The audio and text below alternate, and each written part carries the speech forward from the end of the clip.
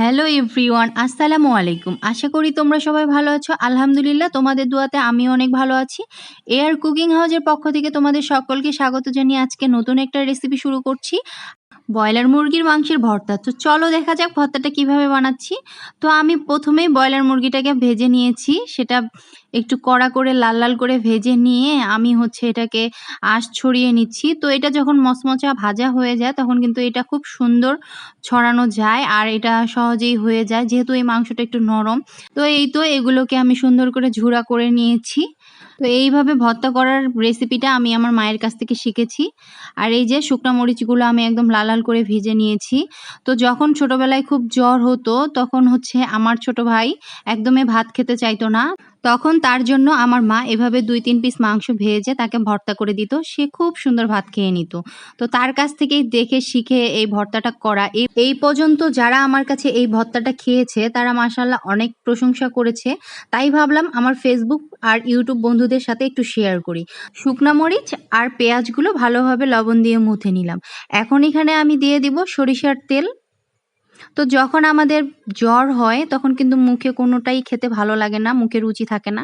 তো এইভাবে একটু ভর্তা বানিয়ে গরম ভাত দিয়ে খেতে, লেবু দিয়ে খেতে কিন্তু অনেক ভালো লাগে। তো বন্ধুরা তোমরা এভাবে কিন্তু চেষ্টা করতে পারো। আর এই ভর্তাটা কেমন লাগে অবশ্যই তোমরা কমেন্টে জানিও। আর আমি এইখানে ধনিয়া পাতা কুচি দিয়ে দিলাম। তো এইভাবে এখন আমি সবগুলো উপকরণ ভালোভাবে মেখে নিচ্ছি এই যে। তো দেখতেই পাচ্ছ কতটা লোভনীয় আর ইয়াম্মি হয়েছে। আর সত্যিই বলছি মাশাআল্লাহ ভর্তাটা খেতে অনেক টেস্ট হয়েছিল। এরপরে আমি এখানে একটু লেবু চিপে দিয়ে দিচ্ছি। একটু টক ঝাল, ঝাল আর ভাজা শুকনা মরিচ আর সরিষার তেলের গন্ধ। সবকিছু মিলেই জাস্ট অসাধারণ একটা ভর্তার কম্বিনেশন হয়েছে। তো বন্ধুরা তোমাদের কাছে যদি এই ভর্তার রেসিপিটা ভালো লাগে অবশ্যই তোমরা ভিডিওটা শেয়ার করো, লাইক করো আর আমার পাশেই থেকো। আমার পেজটা ফলো দিয়ে রেখো। তো এইভাবে ভর্তা করে কারা, কারা খায় অবশ্যই তোমরা কমেন্টে জানাবে।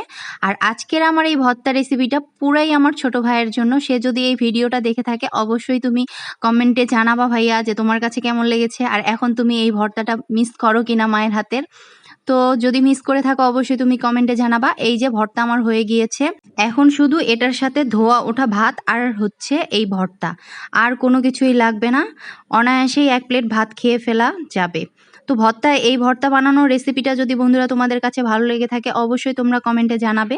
আর এভাবে কখনো তোমরা এইভাবে ব্রয়লার মুরগির মাংস ভেজে ভর্তা করে খেয়েছো কিনা এটাও তোমরা কমেন্টে জানাবে। না খেয়ে থাকলে অবশ্যই এই রেসিপিটা করার চেষ্টা করবে। আর আমি আজকের মতো এখানে বিদায় নিচ্ছি। তোমাদের যদি ভিডিওটা ভালো লাগে তাহলে অবশ্যই লাইক, কমেন্ট, শেয়ার করো। আসসালামু আলাইকুম। ভালো থাকবে সবাই। ধন্যবাদ সবাইকে।